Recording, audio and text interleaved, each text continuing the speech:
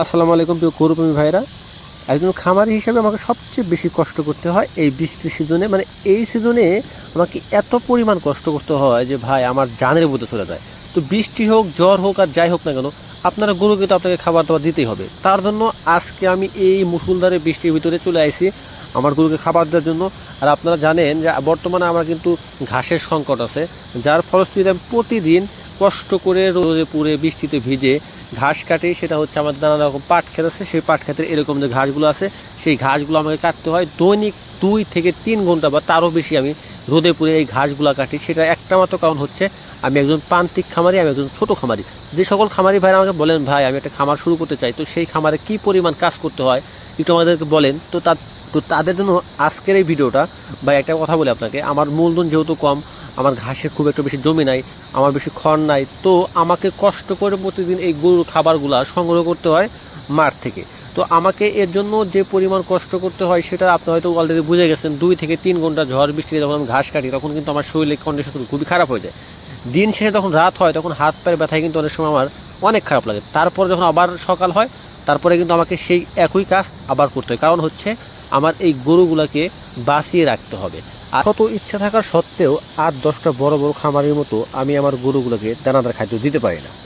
আর তার জন্যই হয়তো আমাকে আপনারা কখনো দেখেন ভুট্টার পাতা কাটতে, কখনো বা রোদের ভিতরে ঘাস কাটতে।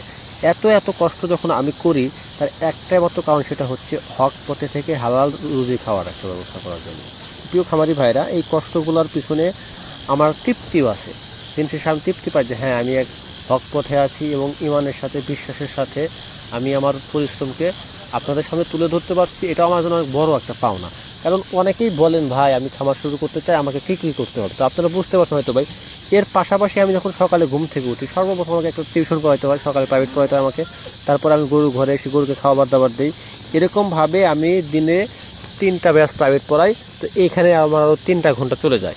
তার পাশাপাশি এই গরুর গোবর থেকে শুরু করে, গরুর খড় কাটা থেকে শুরু করে, আনুষাঙ্গিক গরুর গোসল করানো শুরু করে সব কিছু আমাকে করতে হয়। তো যাই হোক, এইটা নিয়ে আমার কোনো অভিযোগ নেই। আলহামদুলিল্লাহ, আল্লাহ আমাকে অনেক সুখে রাখছে, শারীরিক সুস্থ ভালো রাখছে ইনশাল্লাহ। আপনারা আমাদের দোয়া করবেন যে আল্লাহ তাআলা যেন আমার শরীরটাকে সবসময় সুস্থ সবল রাখে, কারণ একটা খামার চালাইতে গেলে আমাকে সবসময় সুস্থ সবল থাকতে হবে। তো এটা আমাদের দোয়া করবেন।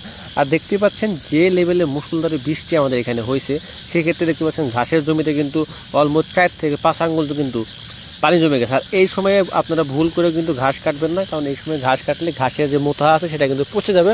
তার মানে কি আপনাকে আবার ঘুরে ঘাস লাগাইতে হবে। তো দেখতে পাচ্ছেন এই হচ্ছে আমার একটু যে নিচে পানি নিচে চলে গেছে একটা ঘাসের জমি। তো ওইখানে আমরা পাট গাছছিলাম, কিন্তু পাট খুব একটা ভালো হয় না, তবে ঘাস হয়েছে, যার কারণে আমরা সার দিছি। তো পাটগুলো অনেক ভালো হয়েছে, কিন্তু সেই পাটের পাশাপাশি কিন্তু ঘাসটা যে হয়েছে সেটা আমরা কাইটে হয়তো গরুকে খাওয়াইতাম, কিন্তু সেটাও কিন্তু অলরেডি কিন্তু পানির নিচে চলে গেছে। তো এই হচ্ছে আমাদের গ্রামের ভিউ। আমার বাড়ির পাশে একদম হচ্ছে মনে করেন যে ফসলের মাঠ। তো আলহামদুলিল্লাহ এটা আমি খুব উপভোগ করি। তো আর একটা কথা ভাই, এই যে আমি ভিডিও করি আপনাদের সাথে, এগুলো মানে শেয়ার করি, এখানেও একটা তৃপ্তি আছে। কারণ আমাকে অনেকে যখন প্রশ্ন করেন ভাই আমি এটা কীভাবে করবো, এটা কীভাবে করবো, তখন আমাকে ভালো লাগে। কারণ অন্যকে সাহায্য করা আমার কাছে কি একটা আনন্দদায়ক বিষয়।